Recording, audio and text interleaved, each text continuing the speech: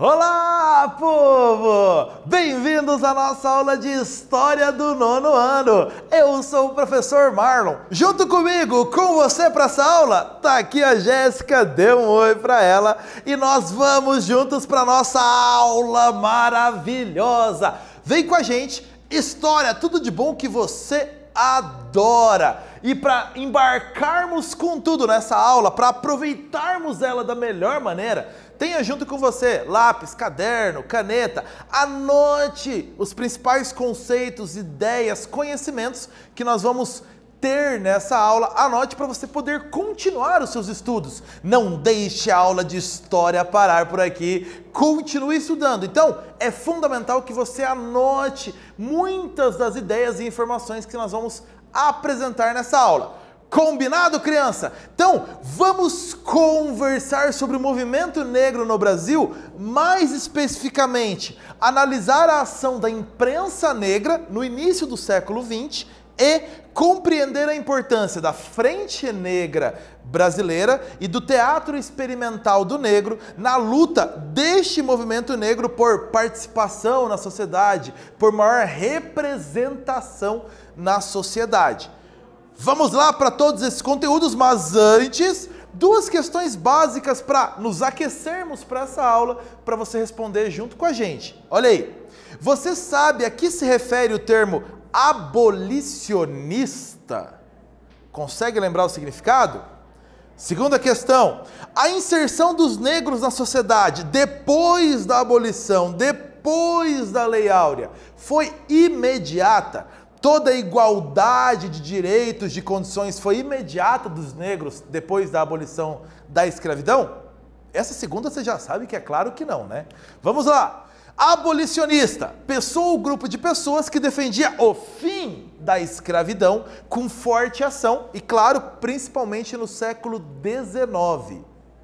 Segunda questão, não, a inserção dos negros não foi imediata depois do fim da escravidão, nem na área rural, com dificuldades para trabalho, para posse de terras, nem na área urbana, com dificuldade para conseguir empregos nas fábricas e rivalizando ali com imigrantes europeus, ali que era a preferência dos donos das fábricas para contratar. Então, uma dificuldade muito grande, principalmente para emprego, salário, moradia digna. Muita dificuldade, principalmente no início. Não foi imediato. Aliás, ainda não aconteceu plenamente no Brasil. É uma luta ainda que está sendo caminhada, ainda está sendo travada essa batalha. E segundo pesquisas do Grupo de Estudos Multidisciplinares da Ação Afirmativa da Universidade Estadual do Rio de Janeiro, de 2016 essa pesquisa, apenas 10% dos colunistas de jornal no Brasil eram negros. 10% de todos os colunistas de jornal impresso. Por que existe uma baixa representatividade de pessoas negras nos veículos de comunicação? Já parou para se perguntar isso? Como existem poucas pessoas negras em destaque nos veículos de comunicação no Brasil? Como os veículos de comunicação ainda são dominados pelas pessoas brancas? Como há ainda essa dificuldade de igualdade de acesso de pessoas negras à frente dos veículos de comunicação no Brasil? Perceba isso no seu dia a dia, na televisão, na internet, perceba essa dificuldade de inserção. Ainda, observe bem essa imagem na sua tela. Ela remete à ideia da miscigenação da cultura brasileira, dessa mistura da cultura brasileira. Vários povos formam o Brasil. O Brasil é formado por essa mistura de muitos povos. É um país mestiço. Várias culturas foram se integrando ao longo do tempo e formando o que nós conhecemos como Brasil. E uma dessas culturas, ou várias dessas culturas, vieram de povos escravizados trazidos da África para o Brasil. Então a contribuição da população negra e desses escravizados e ex-escravizados à cultura brasileira é enorme e é fundamental para a formação da identidade de Brasil, identidade de ser brasileiro. E qual é a realidade negra, então, após o fim da escravidão? Iniciozinho do século XX, qual é a realidade? Os negros, eles se encontravam em salões alugados para bailes. aonde eles exibiam suas danças, seus modos, seus costumes, e eles conseguiam então atrair e unir mais essa comunidade negra ao redor, nesses bailes, nessas festas em que eles promoviam.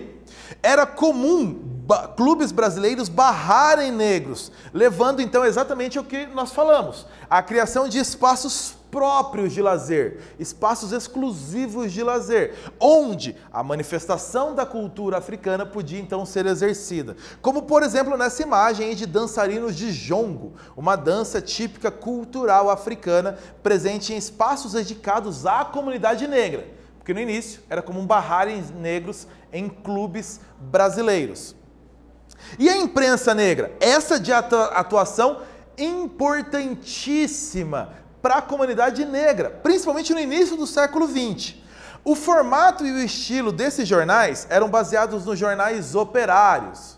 Então, no mesmo estilo dos jornais das comunidades operárias, jornais sem tantos recursos financeiros, é aí que se baseava também os jornais para a comunidade negra. Os jornais geralmente duravam pouco tempo e circulavam com interrupções, principalmente porque falta de recursos financeiros.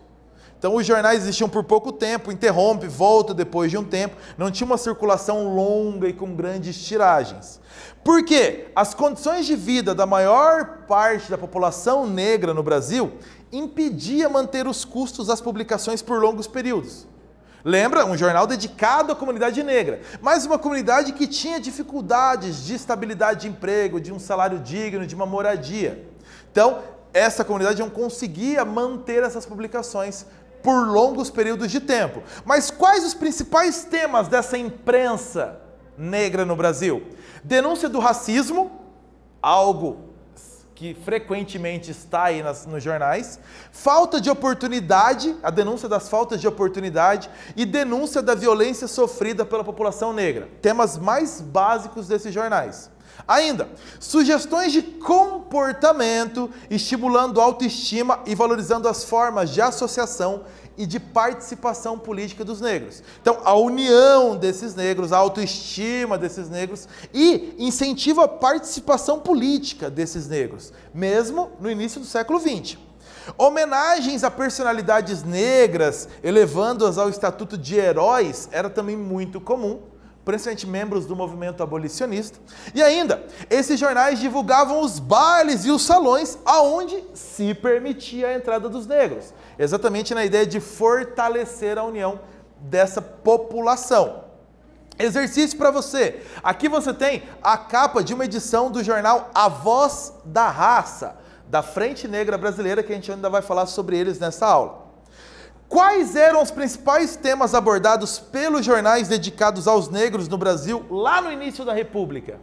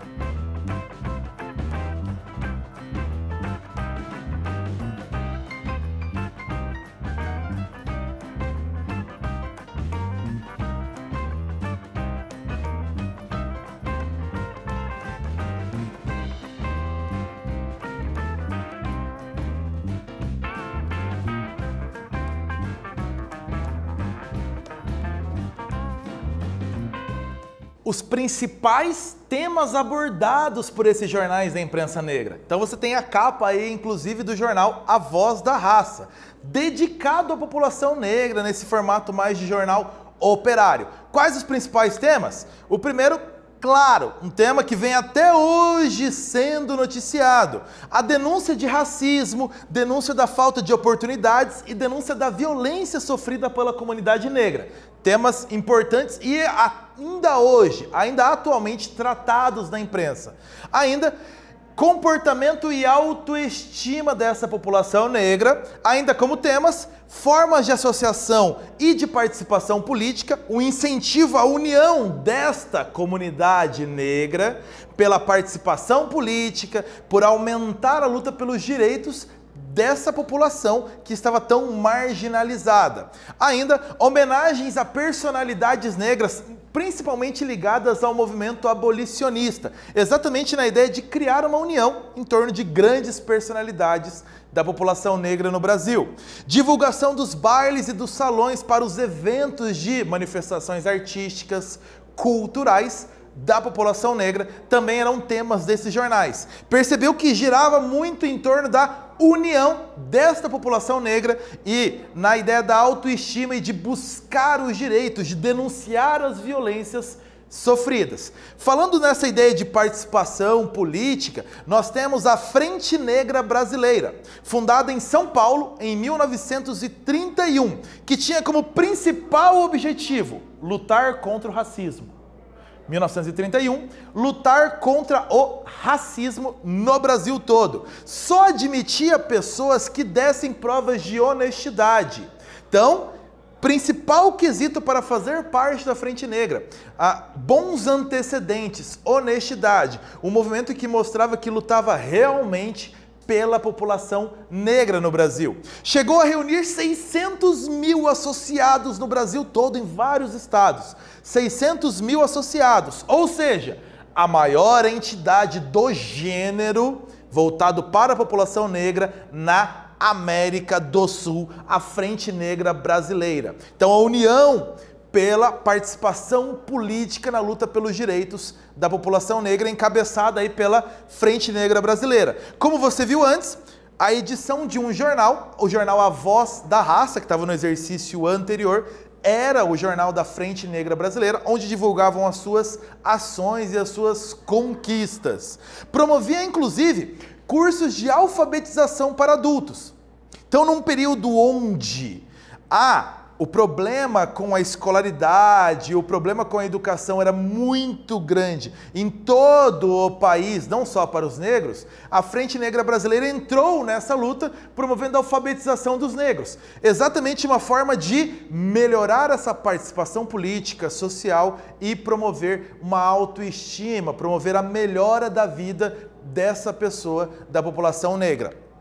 A Frente Negra Brasileira foi transformada em partido político em 1936, mas não disputou nenhuma eleição por causa que no ano seguinte, 1937, você vai se lembrar, você já estudou sobre isso, o Getúlio Vargas decretou o Estado Novo no Brasil, cancelando todos os partidos políticos existentes, por isso a Frente Negra não chegou a disputar eleições. Aí você tem uma imagem de integrantes da Frente Negra Brasileira, o FNB, na sede da organização da Frente Negra Brasileira, da FNB, em São Paulo, uma foto deles. Vamos fazer um exercício então? Olha lá. Leia comigo o Estatuto da Frente Negra Brasileira, FNB, o artigo 1º, leia aí. Fica fundada nesta cidade de São Paulo para se irradiar por todo o Brasil a Frente Negra Brasileira, união política e social da gente negra nacional, para a afirmação dos direitos históricos da mesma e para a reivindicação de seus direitos sociais e políticos. Pergunta para você, o que era FNB e qual a sua luta?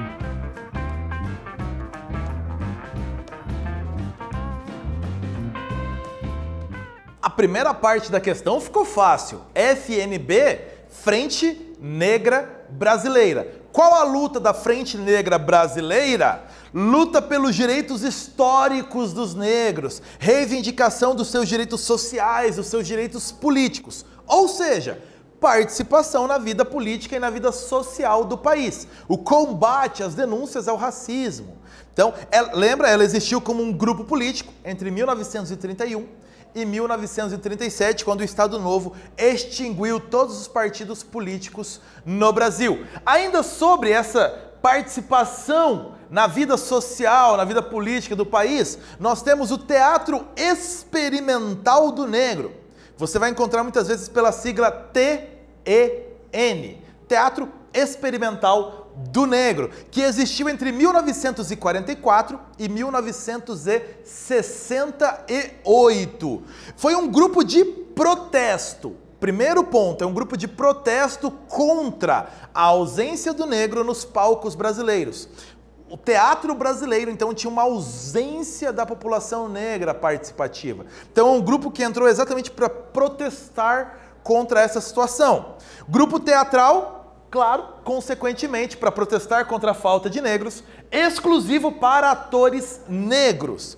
Em 1948, logo após o surgimento do grupo, chegou a editar um jornal chamado Quilombo, para divulgar as ideias do grupo, para divulgar as suas lutas, as suas peças teatrais, suas manifestações artísticas. O principal objetivo, claro, revelar o talento e mostrar a capacidade do negro no campo teatral. Uma área, então, no Brasil muito mais associada à população branca. Então, o Teatro Experimental do Negro veio exatamente para quebrar isso, para mostrar o talento, a capacidade teatral também do negro, manifestação artística. Então você percebe a Frente Negra Brasileira lutando no campo da participação política, da participação social, do combate ao racismo, na vida social do país. A imprensa negra denunciando todas as situações da população negra, vivenciadas pela população negra, e incentivando a união da população negra, e o Teatro Experimental do Negro mostrando também a participação artística e a influência artística da população negra no teatro brasileiro, nas artes cênicas. A figura do negro no teatro brasileiro, até as primeiras décadas do século XX, era muito restrita, muito. Quando aparecia, era caricaturado, sem falas, uma figura submissa, subalterna, ligado a um trabalhador doméstico, a um escravo, alguém que não tinha uma participação decisiva naquela peça teatral, naquela apresentação. O Teatro Experimental do Negro veio exatamente para mudar isso e mostrar a importância também do talento negro no teatro brasileiro. Leia comigo aqui um texto do Abdias Nascimento, um dos fundadores do Teatro Experimental do Negro. Ele diz assim, ó: surgiu em 1944, no Rio de Janeiro, o Teatro Experimental do Negro, que se propunha a resgatar no Brasil os valores da pessoa humana e da cultura negro-africana, degradados e negados por uma sociedade dominante. Pergunta para você: que auxílio o Teatro Experimental do Negro, o TEN, poderia dar na luta afro-brasileira por afirmação?